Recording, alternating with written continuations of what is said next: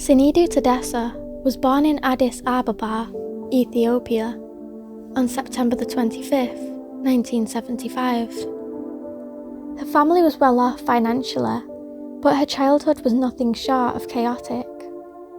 At the age of 7, Sinedu's father was jailed for 2 years.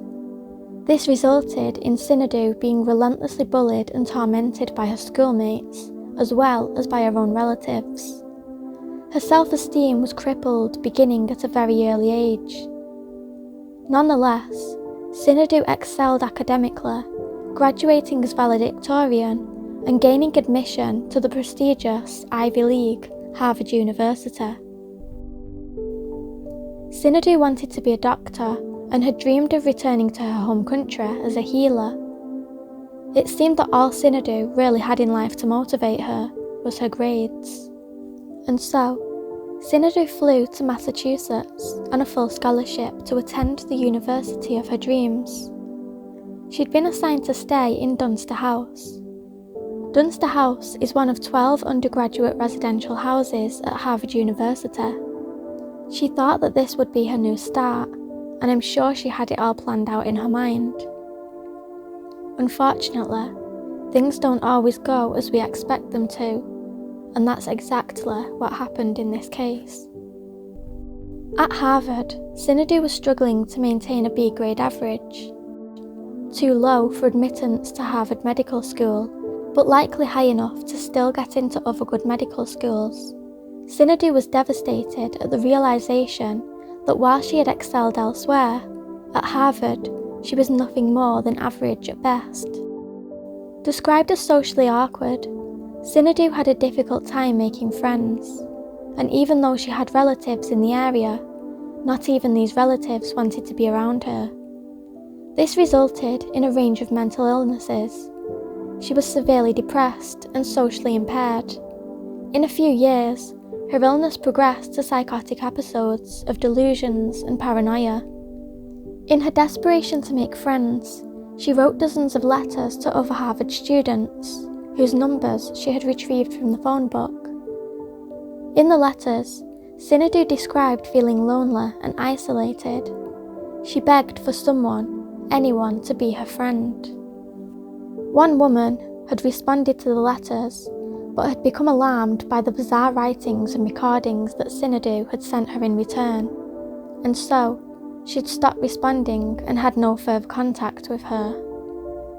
Another woman had found the letter obnoxious and sent it to a friend who worked at Harvard in order to review. Unfortunately, this early warning sign had been thrown in the back of a cupboard and locked away. After her freshman year, the roommate that Sinedu had been paired with had found her to be so bizarre that she told her she was going to room with someone else the following year. For Sinedu's second and third years, she was paired with a new roommate. This was a girl called Trang Phuong Ho. Trang was a Vietnamese student who was thriving at the university on a full scholarship. Like Sinedu, she was also 21 years old. Sinedu was ecstatic about the opportunity of being roommates with a girl like Trang, and believed that rooming with her would help improve her social life. She even said that she would make Trang the queen of her life, and would be proud to have her as a roommate. Trang had also come from a tumultuous background, growing up in Saigon at the end of the Vietnam War. Her parents decided to get the family out of the country after the North Vietnamese invaded Saigon, but the whole family couldn't leave together. So at 10 years old, Trang, her sister and her father had boarded a boat headed to a refugee camp in Indonesia, where they spent a year. Her father had taught both girls English, which Trang had managed to pick up very quickly. They eventually made it to California, before later moving to the East Coast for better educational opportunities. Trang was also the valedictorian of her high school class, and in her freshman year at Harvard, was named one of 25 people who would save the city of Boston by Boston Magazine. Trang had worked at a lab in the Dana-Farber Cancer Institute and had a good social life. Her best friend being an older Vietnamese girl from the area named Tao Nguyen. Most weekends she went home to translate for her mother and guide her sister through homework assignments. Her friend said Trang always did so with a smile, and even once said that she would have felt guilty not using her time productively. Her high school teachers had loved her and felt that she was a natural-born leader with a deep sense of social responsibility. When she started her course at Harvard, she became an officer of Harvard's Vietnamese Students Association, where she tutored other refugees and worked 2 jobs to help support her family.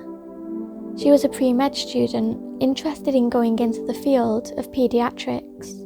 She was very well liked amongst her classmates and was meeting all of her target grades.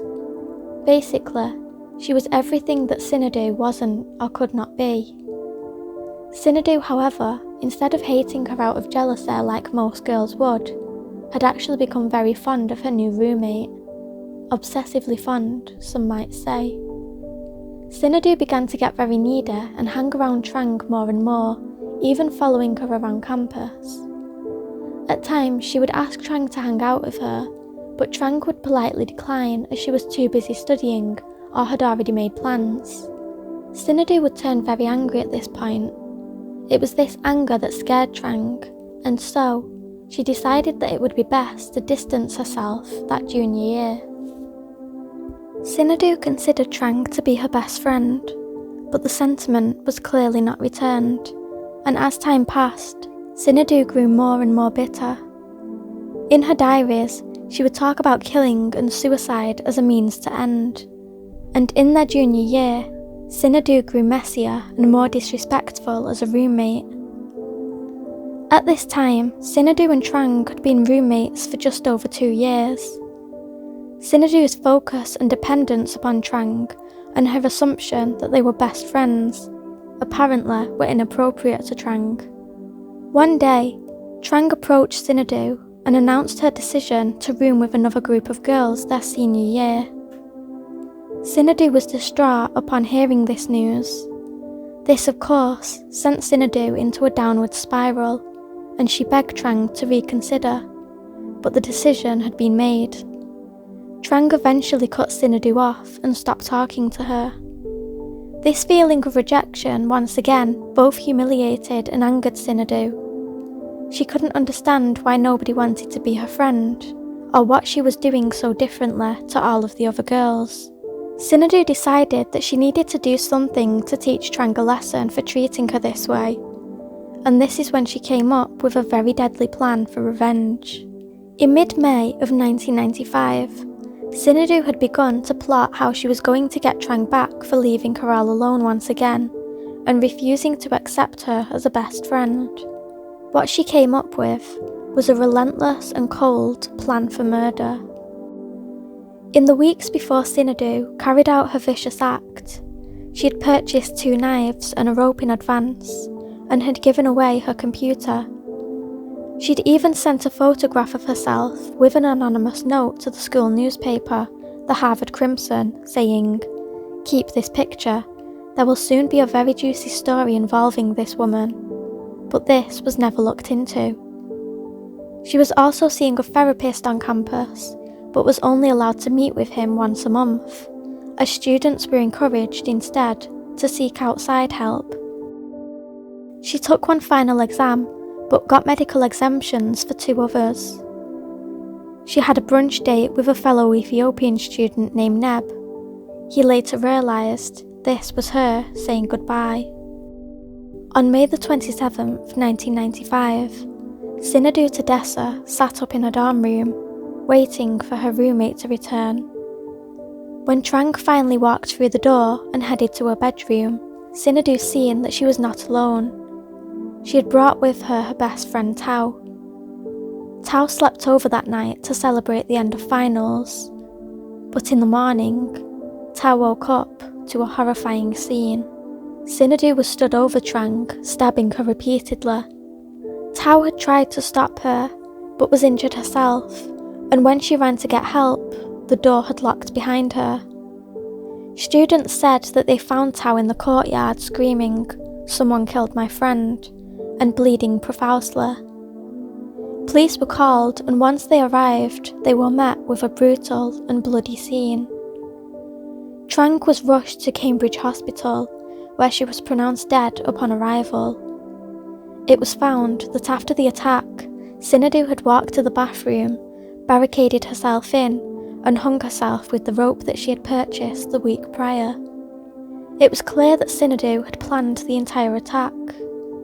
Once her parents were told about what had happened, they believed that she was murdered, however, or maybe even possessed by evil spirits. Upon examination of the crime scene, it was discovered that Trang had been stabbed a total of 45 times with a hunting knife. After the murder, a debate erupted at Harvard over whether the school should establish a scholarship in the names of both girls or only in Trang's. They decided on the latter, and students can now apply for the Trang Ho Public Service Fellowship to pay for charitable good work during the summer after junior year. Melanie Fernstrom, the author of the New Yorker article, wrote a book about the entire case called Halfway Heaven, which is based upon a quote from Trang, who said, "This beautiful place which was halfway heaven," whilst talking about Harvard. The deaths of both girls prompted Harvard to try and better their mental health services for students, though according to WGBH, they still have a high suicide rate. Since there was a number of warning signs about Sinedu, a lot of people like to point the finger at the university for not stepping in. But it seems like there was just a perfect storm of events that caused Sinedu to break down and take the life of Trang as well as her own. Sinedu's body was shipped back home to Addis Ababa. Meanwhile, Trang was put to rest in a Vietnamese Buddhist service where up to 150 people were in attendance.